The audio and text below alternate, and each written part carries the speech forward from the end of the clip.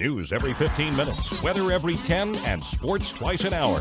Newstalk, KGVO, AM 1290 and 101.5 FM. You're listening to Montana Morning with Peter Christian. Let's talk about the snow and the weather and the roads. Good morning, everyone. Montana Morning for Monday, December 12th, 2016. Right now, the sky's cloudy. It's actually a not bad 23 degrees out there, but it is windy. And we do have what is called a winter storm warning that is going until 8 o'clock tonight. We're going to tell you more about that in a moment. But first, I got to tell you that the newscast this morning sponsored by Burke Orizati Real Estate. If you're looking for a Montana dream home, contact your favorite home girl. That would be Rachel Rixford Orizati at BurkeOrizatiRealEstate.com. What forecasters are calling the mountain shadow effect is what's keeping much of the heavy snow away from the Missoula Valley this morning. However, forecaster Trent Smith told me about 20 minutes ago there are still very slick roads ahead for your morning commute. We did pick up about a half an inch of snow overnight in a few areas. Probably the bigger thing is yesterday we actually did warm up quite nicely, actually causing some of the roads to melt. And actually this morning we've already dropped down to 20 degrees at one point. So we could actually encounter some icy conditions out there, especially on the secondary roads. There is a winter storm warning for all of western Montana through 8 o'clock tonight with blowing and drifting snow, especially over mountain passes. And they wanted to point out also over Evero Hill north into the Mission Valley.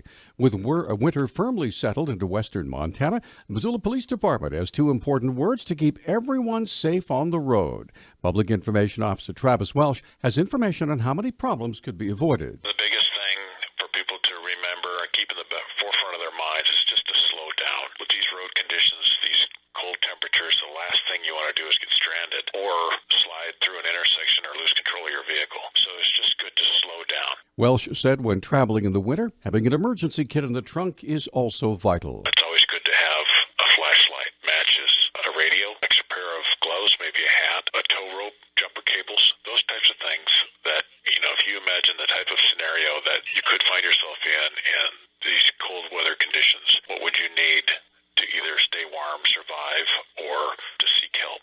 So let's review the two most important words when driving in the winter all together now. Slow down. There you go. Be sure to check out the story on our website as it includes an important life-saving video from the Montana Highway Patrol. Really encourage you to watch that. And let's continue on with that theme. Snow is falling throughout western Montana. That means snowplow drivers are hard at work.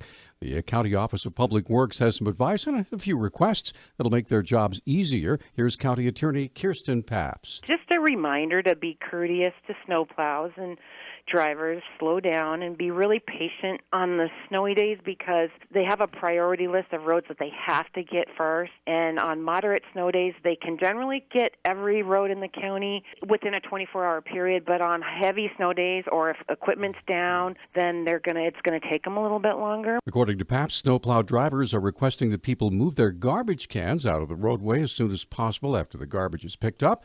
And if your mailbox might be in the way of a snowplow, you can move that too. Finally, if you've got kids that are waiting at a bus stop for school, put on reflective clothes for them because they're really hard to see for some of these snowplow drivers. Have the kids stand as far back as possible until the bus gets there. We want those little guys to be safe.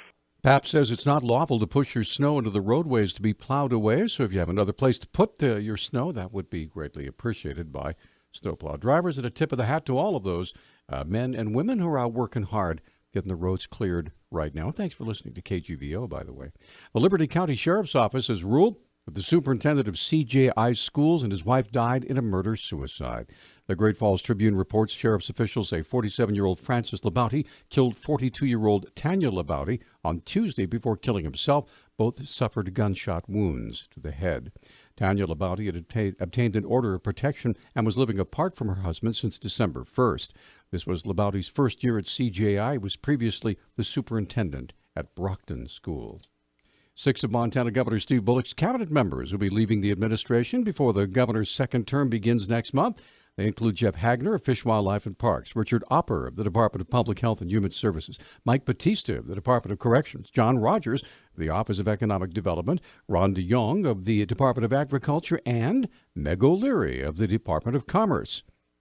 Deputy Director Lorraine Woodnick will be Corrections Interim Director until a permanent replacement is found. Bullock spokesman Tim Crow said the governor hopes to name new heads of the 4 remaining agencies before the end of the month.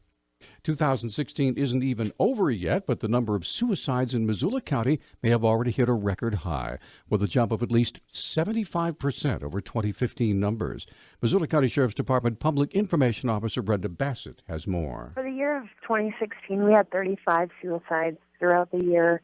This was everything from overdose to gunshots to blunt force trauma. We see more suicide by gunshot wounds than any other. We had 24 in 2016, so it's a pretty high number when you look that we had 35 altogether. The number of suicides is high even compared to recent years. In 2015, we had 20 suicides. In 2014, we had 31. And in 2013, we had 24. So, they're all above that 20 range, and that's just too many. And we have a lot of talks within our own office of, how do we prevent suicide, especially among our kids? And there's a national statistics that kids are actually committing suicide more than they're dying in car crashes. The state of Montana ranks number 1 in the nation for the number of suicides per capita. Embedded in Governor Steve Bullock's proposed budget is a 1.4% increase in spending. Some of that increase expected to be covered by a new 6% sales tax on medical marijuana. The new sales tax may have some difficulty making it through the legislature, though, as prominent Republicans like Senate Majority Leader Fred Thomas oppose it. We'll see some differing opinions and votes on the governor's proposal for a sales tax on medical marijuana. Most Republicans are going to be simply against a new sales tax because they don't like sales taxes. That's where I'm coming from. I know the governor campaigned against the sales tax, but then in his budget, that was the first thing that caught your eye was a new sales tax. In the nearby states of Washington and Colorado, recreational or retail marijuana has a 10% sales tax, but medical marijuana has no additional sales tax above the normal retail tax in those states. Our Newstalk time, 6:12. Newstalk, KGVO. Missoula's official weather station. Winter storm warning through the day today with snow showers around the region causing difficult conditions, especially on our mountain passes around the region. High of around 29 today. Best chance of snow will be in the afternoon. I'm meteorologist Matt Gray for the NBC Montana Severe Weather Alert Team.